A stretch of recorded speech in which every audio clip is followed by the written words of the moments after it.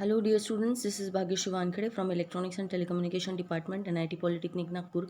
Welcomes you all for the lecture number 3, Nanomaterials, from the subject Electronic Engineering Material, whose subject code is 22217, and from the unit Microelectronic Components and Special Material. The vision of the department is to nurture proficient diploma engineers to meet the needs of technological advancement in the field of electronics and telecommunication engineering. To complete this vision, we have five mission statements. The first one is imparting quality education for to meet society and industry needs, provide ethical and outcome-based education for the development. Third is inculcating creative thinking through innovation and co and extracurricular activities among students. Fourth is enhance the leadership skill and employability or higher education. Fifth one is seeking continuous improvement of knowledge and skill. The program educational objectives are: the first one is provide socially responsible, environment friendly solutions to electronics and telecommunication engineering related broad based problem, adapting professional ethics. Second one is adopt state of art electronics and telecommunication engineering broad based technologies to work in multidisciplinary work environment. Third is solve broad based problems individually and as a team member, communicating effectively in the world of work. The prerequisite knowledge means to complete this, to understand today's topic, one should have the prior knowledge of the topics, that is concept of different types of materials, concept of conductors, insulators and semiconductors, photoelectric effect, photoelectroluminescence, which we have already covered in the previous lectures. So the course outcome related today's topic is select material for the relevant application, as today's topic belongs to unit number 5 and the course outcome of the unit number 5 is select material for the relevant application. Here is the mapping of course outcome 5 with the 7 POs given by the AICT. Now the learning outcome means after completion of today's topic, which knowledge we are going to gain. So after completion of this topic, we will be able to define the term nanomaterials, types of nanomaterials, applications of nanomaterials and materials for flexible and wearable antennas. सो आज हम देखेंगे कि nano materials क्या होते हैं. हमें पता है कि मटेरियल्स ऐसी चीज़ होती है जो हम खुले आँखों से देख सकते हैं, जिसको टच करने के बाद या देखने के बाद हमें पता चलता है कि ये मटेरियल्स हैं और इनको हम देख के बता सकते हैं कि हाँ ये चीज़ ये है, ये चीज़ ये है. लेकिन नैनो मटेरियल का मतलब है कि जिसका मेजरमेंट नैनो स्केल पे किया जाता है, यानी 1 से लेके 100 नैनो मीटर्स. नैनो यानी 10⁻⁻⁹ है ना. तो ऐसे स्केल पे जिसका मेजरमेंट किया जाता है, ऐसे मटेरियल्स को नैनो मटेरियल्स कहा जाता है, जो खुली आंखों से इजीली हम देख नहीं पाते. So nano materials can be defined as the material processing at minimum one external dimension measuring 1:100 nanometer. Nanoparticles can be classified into different types according to the size, morphology, physical and chemical properties. तो nano particles को भी अलग अलग, जैसे size, उसकी morphology क्या है, physical condition क्या है, केमिकल प्रॉपर्टीज़ क्या है, इसके बेसिस पे उनके डिफरेंट टाइप्स में कैटेगरीज की जाती हैं. अब a fullerene is an isotrope of carbon whose molecule consists of carbon atom connected by a single and double bond so as to form a closed or partially closed mesh with fused rings of 5 to 7 atoms. Cylindrical fullerenes are also called as carbon nanotubes and bucky tubes. अब ये जो carbons के atoms होते हैं या molecules होते हैं, ये एक दूसरे के साथ इस तरह से पैक किए जाते हैं, सो हम नैनो ट्यूब्स को भी क्रिएट कर सकते हैं with the help of this carbon. This is a structure how this carbon molecules are created by using number of atoms. ठीक है. तो कैसे रिंग लाइक स्ट्रक्चर हम फॉर्म कर सकते हैं. It is a microscopic work. ये कुछ स्पेशली डिज़ाइन की जाती है या कुछ नेचुरली अवेलेबल है नेचर में. Metal based nano materials. अब ये जो हम पढ़ रहे हैं फुलरनीज, ये मेटल बेस्ड मटेरियल्स और बल्क टाइप नैनो पार्टिकल्स, ये सब नैनो मटेरियल के टाइप्स हैं. तो मेटल बेस्ड नैनो मटेरियल्स का मतलब क्या है. These are the metal based materials that we commonly regarded as quantum dot, nano gold, nano silver and oxide with metal base. Titanium oxide is one such example. Metal based nano materials are a focus of biomedical and pharmaceutical industries.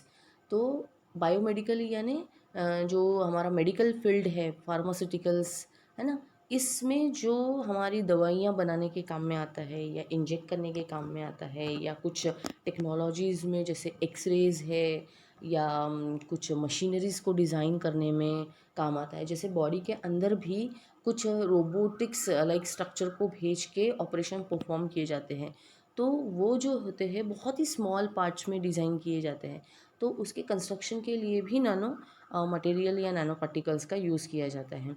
So metal based nano materials are specially design for biomedicals and pharmaceutical industries. Next are these are some metal based nano materials के कुछ type दिए हुए हैं, जैसे metal organic framework, है ना, metal sulphide nano particles, metal nano particles, metal oxide nano particles और dope metal और मेटल ऑक्साइड नैनो पार्टिकल्स। तो ये सच सम एग्जांपल्स यहाँ पे दिए हुए हैं कि मेटल नैनो पार्टिकल्स के कौन कौन से एग्जांपल है, सिल्वर है, गोल्ड है, कॉपर है, जिंक है, फेरस है, निकेल है। तो such kind of examples are given here for different categories. Now two dimensional nano structure क्या होता है? अब ये थोड़ा सा स्पेशल केस है। जैसे नैनो पार्टिकल जो होते हैं या नैनो मटेरियल जो होते हैं, उसका डायमेंशन जो होता है वो 1 to 100 नैनोमीटर के स्केल के रेंज में ही होता है। लेकिन ये जो टू डायमेंशनल नैनो स्ट्रक्चर है, इट इज़ नॉट कन्फाइंड, यानी ये उस स्केल में नहीं है। हो सकता है उस स्केल के बाहर वाले भी जो डायमेंशंस है उसको भी हम टू डायमेंशनल नैनो स्ट्रक्चर कहा जा सकता है। 2D nano metals exhibit plate like shape. Two dimensional nano materials include nano films, nano layers and nano coating. So two dimensional materials can B amorphous और crystalline. Amorphous यानी total powder form में भी हो सकता है। Crystalline का मतलब जो हम टच करके देख सकते हैं, जैसे नमक, सॉल्ट, है ना, जैसे क्रिस्टल स्ट्रक्चर है जो हमारे हाथ को फील होता है। Two dimensional nano materials made up of various chemical compositions.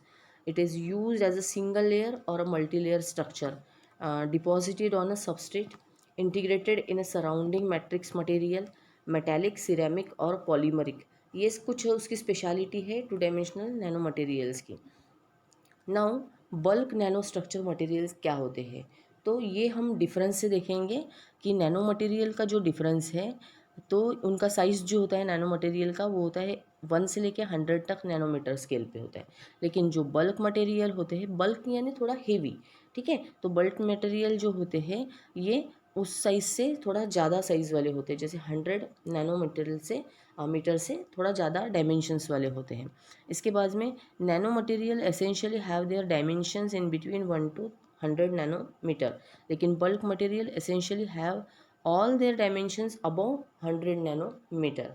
तो सारे डायमेंशन जो होते हैं ये 1 से लेके 100 के ऊपर ही होते हैं, हमेशा 100 नैनोमीटर के ऊपर ही होते हैं।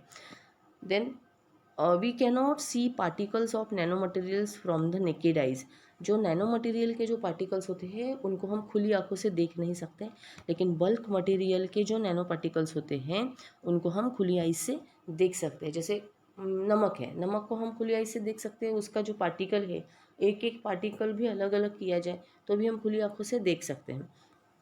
Now example, the example of nanomaterial includes nanozymes, titanium oxide, nanoparticle, graphene, etc. The examples of bulk material, the examples of bulk material include plaster sand, gravel, cement और slag, salt, etc. है ना, जिसको हम बहुत amorphous, यानी वो जो particles देखोगे आप नमक के, तो बहुत ही बारीक होते हैं वो, इतना उसका कम साइज़ होता है, लेकिन हम खुली आंखों से देख सकते हैं वो पार्टिकल, है ना। So applications of nano material के एप्लीकेशंस क्या है? अभी नैनो मटेरियल स्पेशली क्यों डिज़ाइन किए जाते हैं? Nano materials are use for the fabrication of single processing elements such as filters, delay lines, switches, etc. These materials are used to make semiconductor, lasers, nanomaterials, memory devices such as recording heads and magnetic storage device, etc. Hydrogen based sensors made by nanomaterials are used in power generation. So आप देख सकते हो कि इसके application जो है वो बहुत वास्ट है और बहुत मल्टीपल एप्लीकेशंस मल्टीपल एरियाज़ में है, इसलिए nano materials are very very important. Now अभी अभी का जो नया टॉपिक है वो देख रहे हैं हम, वियरेबल एंटीनाज और फ्लेक्सिबल एंटीनाज क्या होते हैं। वियरेबल का मतलब है ऐसे एंटीनाज जिनको हम बॉडी पे लेके घूम सकते हैं, है ना, जैसे हमारी वॉचेस हैं या कुछ एंटीनाज होते हैं जिनको हम बॉडी पे लेके घूम सकते हैं, जैसे कार के ऊपर वाला जो एंटीना, कार के अंदर में जो कुछ एंटीनाज होते हैं। और what is the main purpose of antenna?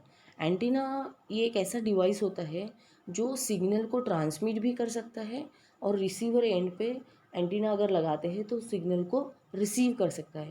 यानी इलेक्ट्रोमैग्नेटिक सिग्नल्स जो होते हैं जो हवा में तैरते हुए आते हैं उनको ट्रांसमिट करने का काम और उनको रिसीव करने का काम जो काम करते हैं वो होते हैं antennas.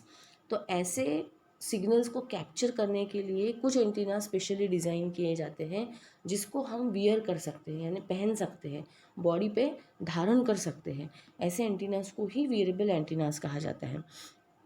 So on body measurement, position of wearable antennas will potentially differ depending on the application of the antenna।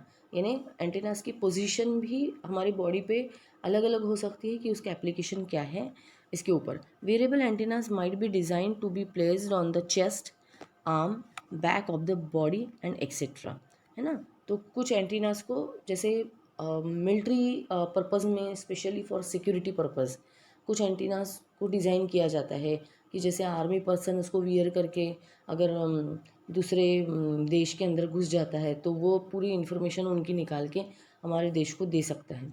सो इस टाइप से एंटीनास का यूज़ होता है। जैसे मेडिकल एप्लीकेशन में भी एंटीनास को अगर बहुत छोटे पैमाने पर सिग्नल को कैप्चर करना है या बॉडी के अंदर का मूवमेंट को कैप्चर करना है तो ऐसे एंटीनास, जैसे हमारे यहाँ पे मशीन होती है, ऑक्सीमीटर है ना, जो हम बॉडी पे वियर करते हैं और हमारे बॉडी को सिग्नल कैच करके हम दे सकते हैं। तो इस टाइप के जो वॉचेस होते हैं, डिजिटल वॉचेस, जिसमें बहुत सारी इन्फॉर्मेशन, हमारा पल्स रेट से लेके हम इन्फॉर्मेशन को कैरी कर सकते हैं, तो ये जो गेजेट्स हम बोलते हैं जिनको, so this can be treated as antennas. So उसके लिए जो कंडक्टिव फैब्रिक्स यूज़ किया जाता है, it's like Zelt, Flectron, copper, polyester fabrics, जिसकी वजह से ये एंटीनास को हम डिज़ाइन कर सकते हैं। जो मटेरियल स्पेशली यूज़ किए जाते हैं ये वाले मटेरियल्स होते हैं।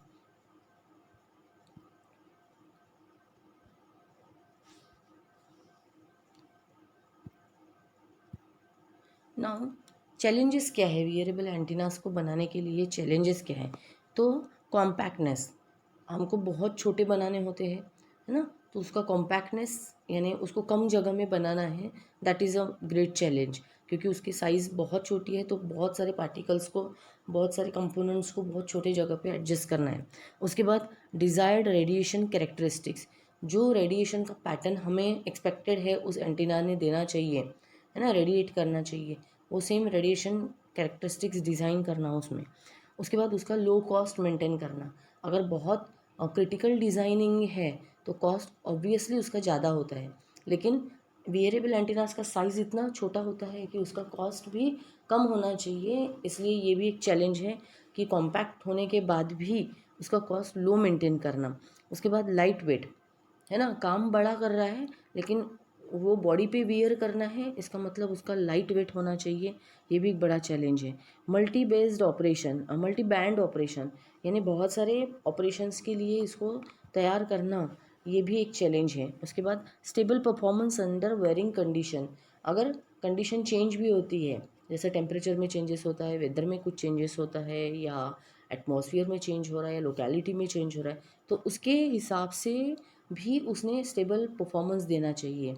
तो वेदर चेंज होने के बाद वो अलग काम कर रहा है ऐसा नहीं होना चाहिए, जिस काम के लिए डिज़ाइन किया गया है वही काम उसने करना चाहिए। तो these are some challenges for variable antennas. Now applications कौन कौन से हैं एंटीनास के? मेडिकल हेल्थ केयर में है, स्पोर्ट्स एंड फिटनेस मॉनिटरिंग में है, मिलिट्री एप्लीकेशंस में है, सिक्योरिटी पर्पस के लिए है, गेमिंग एंड एंटरटेनमेंट में है, स्पोर्ट्स में है।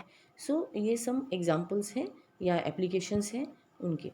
सो नाउ वी विल समराइज़ कि आज के टॉपिक में हमने क्या पढ़ा है। तो हमने नैनो मटेरियल्स के बारे में देखा है, जिनका नैनो स्केल जो होता है मेजरमेंट डायमेंशंस वो 1 से लेके 100 नैनोमीटर के बीच में होता है। उसके बाद उसके अलग अलग टाइप देखे हमने, फुलरनेस, 2 डायमेंशनल, उसके बाद हमने बल्क मटेरियल्स देखे, है ना। फिर हमने वेरिएबल और फ्लेक्सिबल एंटीनास के लिए कौन कौन से मटेरियल्स यूज़ होते हैं, उसके क्या चैलेंजेस है और उनके एप्लीकेशंस क्या है, ये देखा। So thank you dear students for watching this video. और इसके बाद वाला जो वीडियो है उसमें हम देखेंगे बायोफ्यूल्स क्या होते हैं। सो थैंक यू।